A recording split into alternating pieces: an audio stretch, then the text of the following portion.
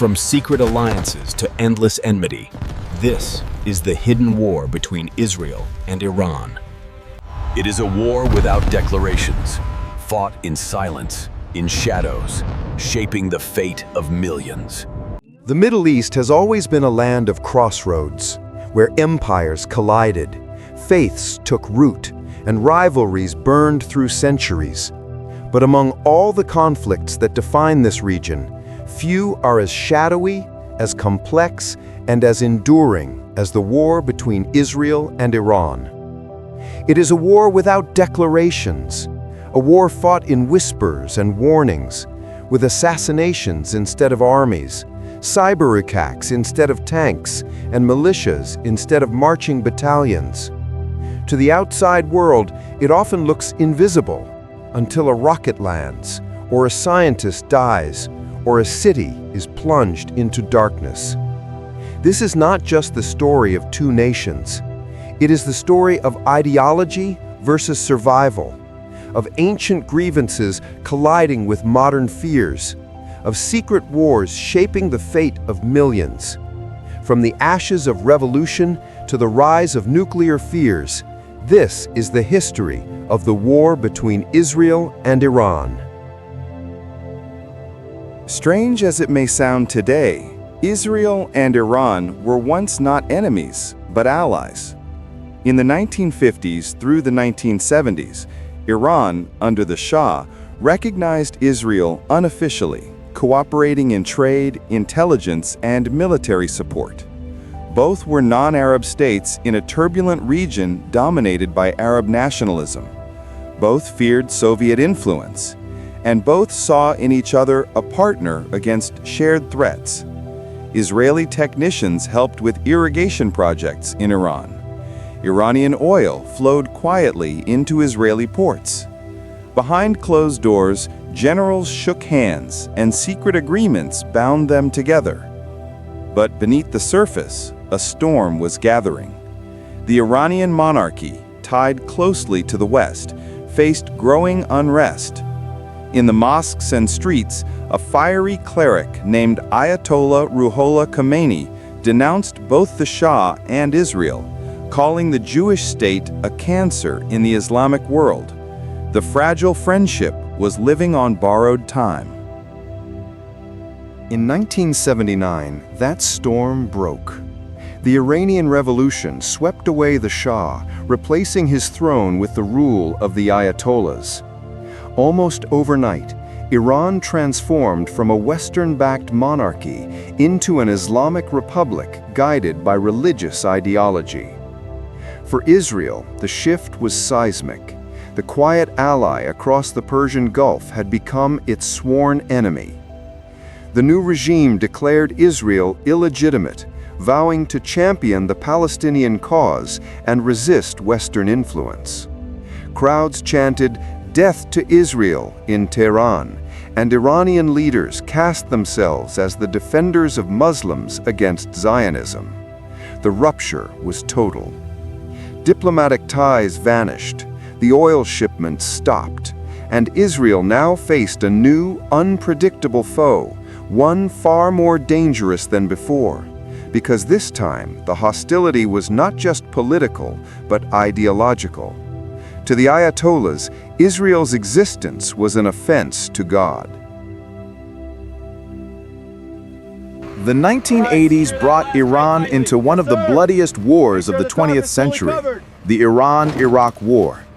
For 8 years, trenches filled with young men, chemical weapons scarred cities, and entire towns were reduced to rubble. And in the chaos, Israel saw opportunity.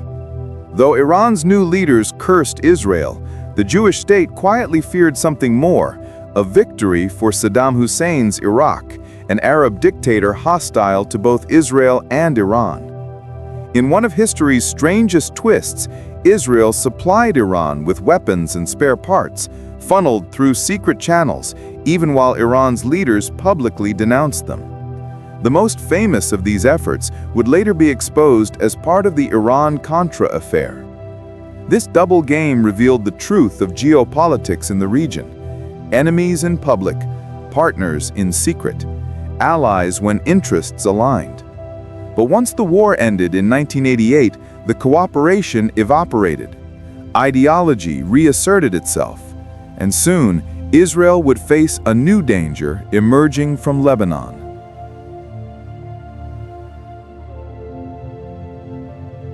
Lebanon's civil war in the 1980s became the perfect breeding ground for Iran's long-term strategy. Through its Revolutionary Guard, Iran nurtured a small Shia militia into what would become Hezbollah, the Party of God. What began as a resistance group against Israeli occupation in southern Lebanon grew into a powerful army, funded, trained, and armed by Tehran. Hezbollah introduced a new form of warfare against Israel: suicide bombings, kidnappings, and rocket attacks. In 1983, the world witnessed the horror of this rising force when suicide bombers struck the U.S. Marine barracks and French paratrooper base in Beirut, killing hundreds. Though the targets were Western, the message was clear. Hezbollah was willing to strike anywhere, against anyone, to advance Iran's cause. For Israel, Hezbollah became the most immediate threat on its northern border. Every rocket launched from Lebanon carried with it Tehran's fingerprints. The war between Israel and Iran was no longer distant. It had arrived just across the fence. By the 1990s and early 2000s, Israel began focusing on a new, chilling fear: the possibility of an Iranian nuclear weapon. Intelligence reports suggested that Iran was advancing its nuclear program, insisting it was for peaceful energy, but many in Israel saw it as a march toward the bomb. The memory of the Holocaust haunted Israeli leaders. The thought of a regime openly calling for their destruction while building nuclear capabilities was intolerable. And so, Israel turned to one of its sharpest weapons, Mossad. Across the Middle East and Europe, Iranian scientists began meeting untimely deaths: car bombs, gunmen on motorcycles, mysterious explosions in laboratories. The pattern was too consistent to be coincidence. Each death slowed Iran's progress, buying Israel more time. Iran accused Israel of state-sponsored terrorism, while Israel remained silent. But the world could see, the war between these two nations was no longer hypothetical. It was being fought in the shadows, one life at a time. The late 1990s and early 2000s saw open clashes between Israel and Hezbollah, Iran's proxy in Lebanon. What had once been small skirmishes escalated into larger confrontations, with rockets flying south and airstrikes thundering north. Israel's 2006 war with Hezbollah became a defining moment. For more than a month, Israel unleashed overwhelming firepower, flattening neighborhoods in Beirut's southern suburbs and pounding southern Lebanon. Yet Hezbollah endured, launching thousands of rockets deep into Israeli territory. For the first time, many in Israel felt the vulnerability of modern warfare. Sirens wailing, families huddled in bomb shelters, cities brought to a standstill. Hezbollah claimed victory simply by surviving. Iran celebrated, declaring its strategy vindicated. A non-state militia, armed and trained, had humbled the region's most powerful army. The lesson was clear. Direct war between Israel and Iran was still too risky. But through Hezbollah, Iran had found a way to bleed Israel slowly, to keep pressure constant, and to prove that the shadow war was only just beginning. By the late 1980s and into the 1990s, Israel and Iran understood a direct war was too costly, too dangerous. Neither side wanted a head-on clash that could spiral into a regional catastrophe. Instead, they waged war through others, proxy wars that turned entire nations into battlegrounds. Iran poured resources into Hezbollah, the Shia militia in Lebanon, transforming it from a small guerrilla group into one of the most powerful non-state armies in the world. Through Hezbollah, Iran could harass Israel on its northern border without ever firing a shot directly. Rockets rained into Israeli towns, ambushes struck soldiers in southern Lebanon, and kidnappings kept the nation on edge. Israel, on the other hand, relied on its intelligence services, Mossad, Shin Bet, and military special forces. They intercepted shipments of weapons, sabotaged convoys, and struck Iranian interests far from Israel's borders. The Middle East became a chessboard, each side moving pieces carefully: militias, operatives, secret deals, assassinations. The irony was that civilians across the region, from Beirut to Gaza, became pawns in this dangerous game. While Iran and Israel fought indirectly, the people living in these lands bore the brunt of their struggle. The seeds of decades of violence were being sown in these proxy wars, shaping the conflict we still see today. By the 2010s, the shadow conflict was dominated by one terrifying possibility: a nuclear Iran. The West, led by the United States, feared that Tehran was on the verge of developing nuclear weapons. For Israel, this was not just policy, it was survival. Leaders in Jerusalem declared openly, Iran with nuclear weapons is an existential threat. In 2015, after years of tense negotiations, the Joint Comprehensive Plan of Action, the JCPOA, was signed. The deal promised relief from crippling sanctions in exchange for Iran agreeing to limit its nuclear program. Cameras showed smiling diplomats shaking hands in Vienna, while the world exhaled, hoping a crisis had been averted. But in Israel, there was no celebration. Prime Minister Benjamin Netanyahu went before the United Nations, holding up a cartoon image of a bomb to warn the world that Iran could not be trusted. Many Israelis believed the deal bought time, but not safety, that Iran would simply pause its ambitions, waiting for the right moment to resume. The JCPOA became more than a treaty. It was a mirror reflecting the deep mistrust between these two nations. For Iran, it was proof the West could be negotiated with. For Israel, it was evidence the world was willing to gamble with its very survival.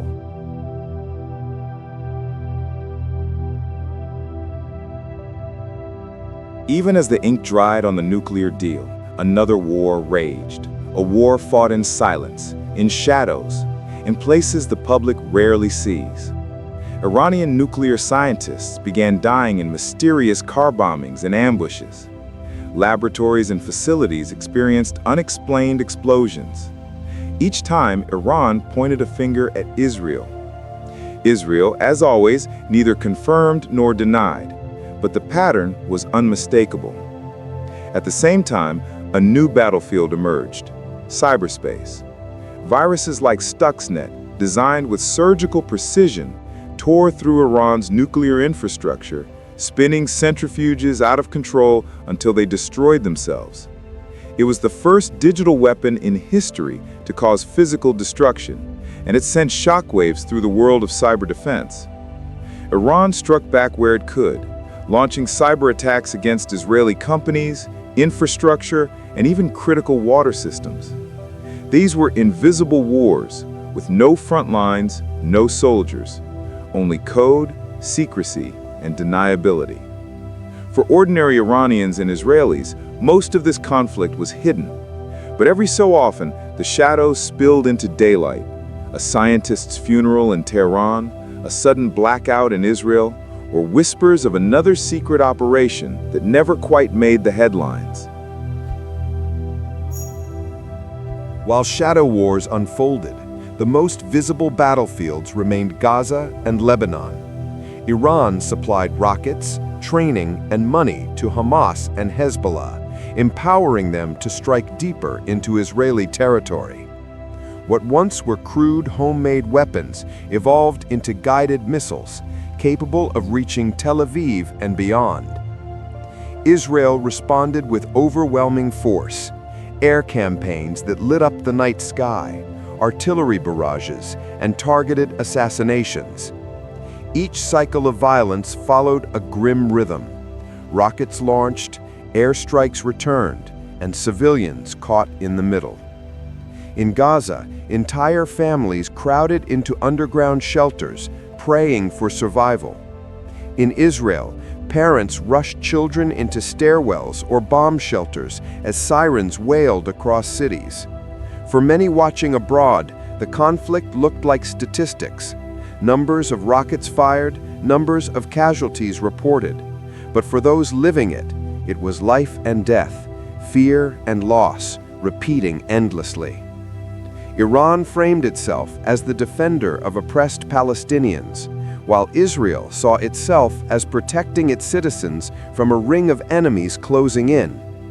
The truth is more complex and more tragic. Ordinary people on both sides bore the scars of decisions made far above them in Tehran and Jerusalem. While shadow wars unfolded, the most visible battlefields remained Gaza and Lebanon. Iran supplied rockets, training, and money to Hamas and Hezbollah, empowering them to strike deeper into Israeli territory.